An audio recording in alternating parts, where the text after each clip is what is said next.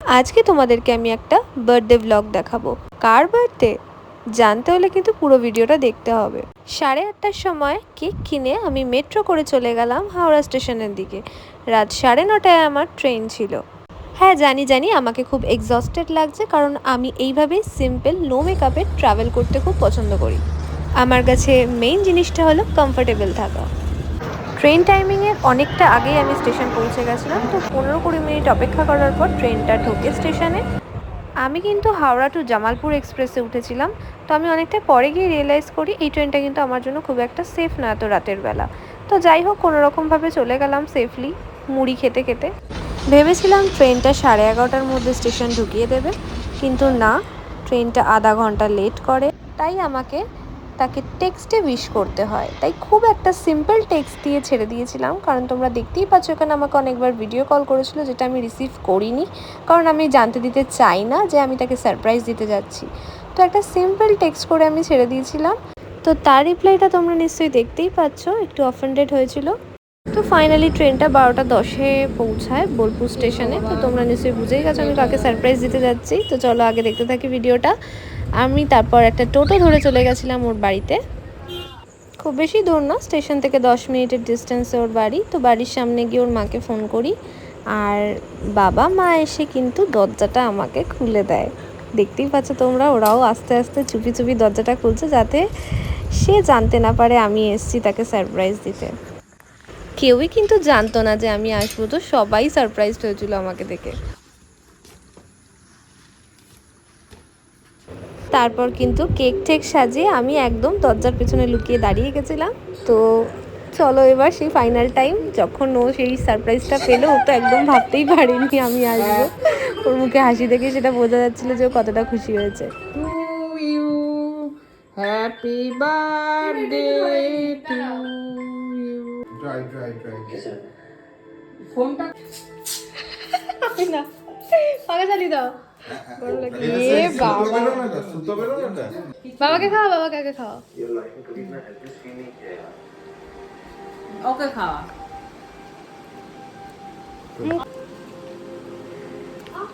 তোমার birthday gift খুলে দেখো।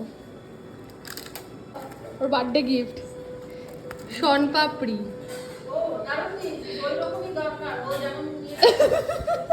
তো সেদিনকার রাতে তাড়াতাড়ি ডিনার করে শুয়ে পড়ি, আর সকালবেলা উঠে দেখি একদম ময়াম দিয়ে ময়দা মাখা চলছে, লুচি বানাবে বলে। আমার ঘুম থেকে উঠতে উঠতে কিন্তু দেখি আলুর দম অলরেডি বানানো কমপ্লিট। তো একদিকে মামনির লুচি বেলছিল, আর আমি ভাবলাম একটু লুচিটা ভেজে একটু হেল্পই করে দিই, এছাড়া আর কী বা করবো, লুচি তো বেলতে পারি না। তো তারপর তেলটা গরম করে আমি এক এক করে লুচিটা ছেড়ে ভেজে ফেলি। তো সকাল সকাল কিন্তু ও গিয়ে বাজার করে নিয়ে আসে। তো চিংড়ি মাছ এনেছিল, রুই মাছ আর রুই মাছের ডিম। তো এক পাশে রুই মাছ ভাজা হচ্ছিল, আর এক পাশে হচ্ছিল দুধ পটল। এই রান্নাটা কিন্তু অসাধারণ খেতে হয়েছিল। আমি পারলে কোনো একটা দিন এই রেসিপিটা তোমাদের সাথে শেয়ার করব। সকাল তখন 11টা বাজে, সবাই মিলে এক জায়গায় বসে আমরা ব্রেকফাস্টটা সেরে নিই, লুচি আর আলুর দম। তো ব্রেকফাস্টের পর কিন্তু মামনি লাউটা কেটে লাউ চিংড়ির তরকারিটা বসিয়ে দেয়, আর আমি আরেক পাশে আমড়াগুলোকে কেটে জলে ধুয়ে প্রেশার কুকারে সিটি মারতে বসিয়ে দিই। আমরা চাটনি হবে বলে। একদিকে ভাত আমাদের অলমোস্ট রেডি, আর মাছের ঝোলও এখানে রেডি হয়ে গেছে। তো এখানে চাটনিও রেডি। সমস্ত রান্নাটাই কিন্তু মামনি আর রিনা মাসি মিলে কমপ্লিট করে। তারপর আমি স্নানে চলে যাই।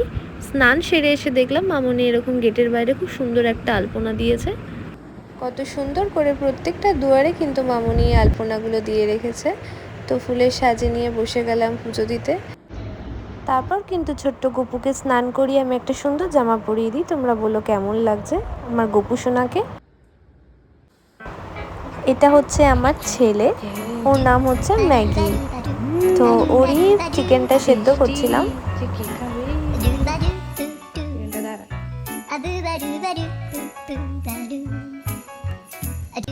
বেচারা একটু চোট খেয়েছে বলে ওর হাতে ব্যান্ডেজ করা ছিল, সেরকম ভয়ের কোনো কারণ নেই। তো চিকেনটা সেদ্ধ করতে করতে একটু আদর করে ফেললাম।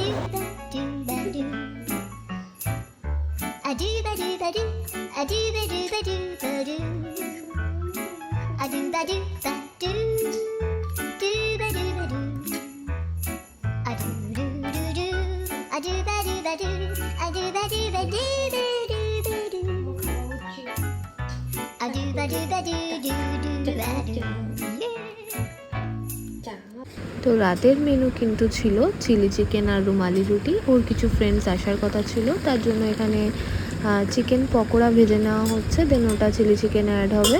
তো তার জন্য দেখতেই পাচ্ছ রসুন, আদা, লঙ্কা, ক্যাপসিকাম সমস্ত কিছু রেডি করে রাখা হয়ে গেছে। হ্যাপি বার্থডে টু ইউ খায়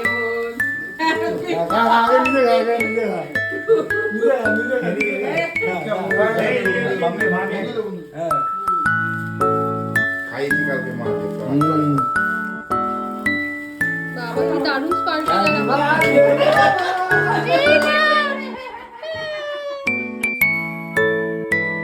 তো এইভাবেই আমরা খুব সুন্দর করে ওর বার্থডেটা সেলিব্রেট করি। তো ভিডিওটা আজকের মতন এখানেই শেষ করছি, দেখা হচ্ছে নেক্সট ভিডিওতে, বাই।